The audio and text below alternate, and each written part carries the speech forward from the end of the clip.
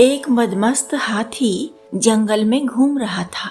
वह बड़े बड़े पेड़ों को उखाड़ फेंकता, पौधों और बेलों को कुचलता हुआ आगे बढ़ता जा रहा था। एक पेड़ पर चिड़िया का घोंसला था। घोंसले में उसके अंडे थे।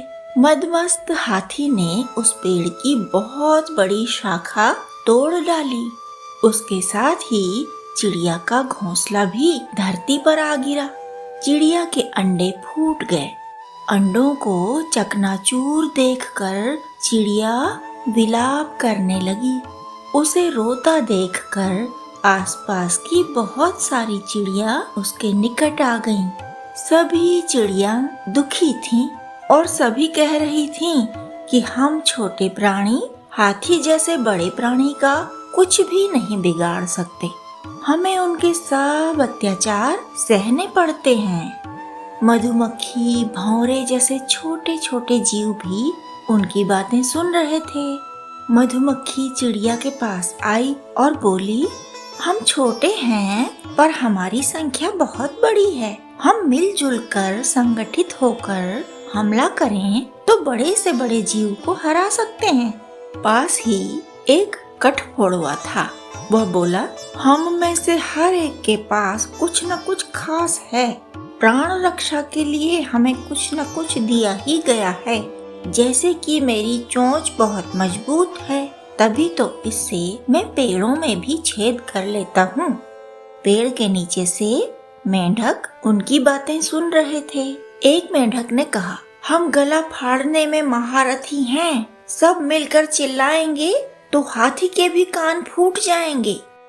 इस तरह वहाँ बहुत सारे छोटे छोटे जीव एकत्र होकर विचार विनिमय करने लगे।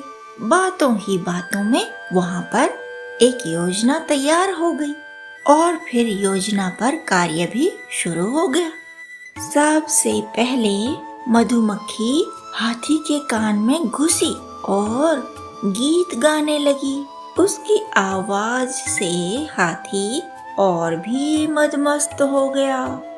मस्ती में उसकी आंखें कभी बड़ी बड़ी हो जाती और कभी बंद हो जाती। कठफोड़वा ने बड़ी चतुराई से अपनी कुदाली जैसी कठोर चोंच हाथी की आंख पर दे मारी। हाथी की आंख घायल हो गई। उससे खून रिसने लगा।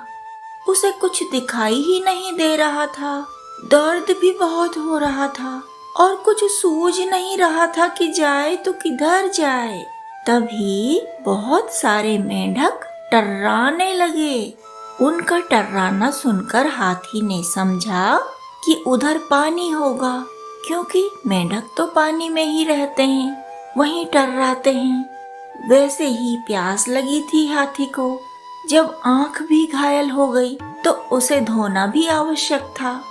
वह मेंढकों की आवाज को सुनते सुनते उधर ही चल पड़ा। मेंढक ज्यादातर तो पानी में ही रहते हैं, लेकिन उस समय पानी में नहीं थे।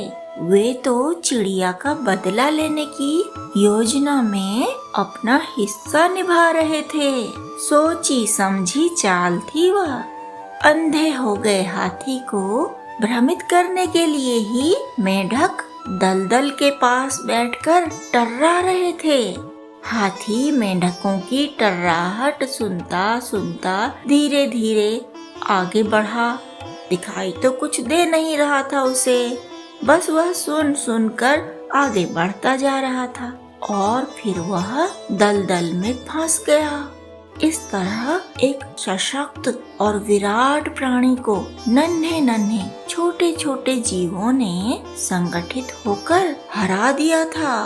छोटे जीवों के पास उनका आत्मविश्वास लौट आया था और बड़े प्राणियों को यह सीख मिल गई कि अत्याचार करेंगे तो किसी न किसी तरह से हमारी भी दुर्दशा हो ही जाएगी।